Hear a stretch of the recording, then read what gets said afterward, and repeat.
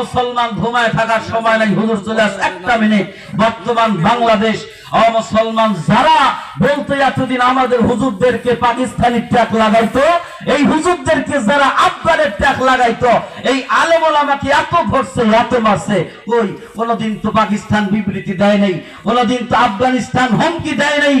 মুসলমান আজকে এই ইসকনের নেতা মানবতা বিরোধী মুসলমান জঙ্গি এই চেন্নাইকে যখন গ্রেফতার করা হয়েছে, ভারত আজকে বাংলাদেশকে বিবৃতি দিচ্ছে, ভারত আজকে বাংলাদেশকে হুমকি দিচ্ছে। তার মানে ভারত আমাদের কোশ্চেন করে বন্ধ ছিল না, কিয়ামত পর্যন্ত বন্ধুরাই কথা বলা ঠিক নেবে।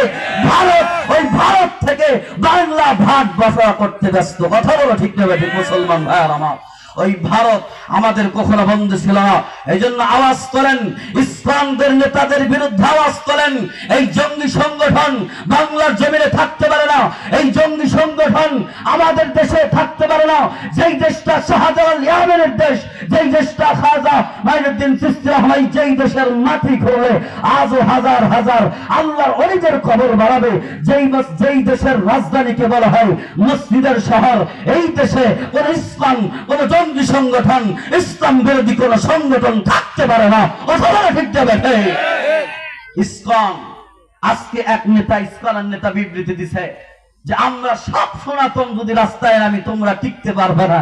আমরা বলি শোনো, তোমরা যদি গৌর গোবিন্দর ভূমিকা পালন করো, আমরা এই দেশের তৌহিদি জনতা শাহজালাল ইয়ামিনীর ভূমিকা পালন করব।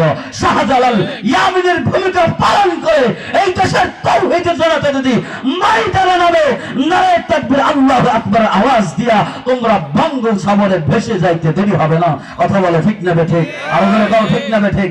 যা কিছু বললাম আল্লাহ আমাদের সকলকে আমল করার তৌফিক দান করেন। আখিরু দাওয়ানা আলহামদুলিল্লাহ।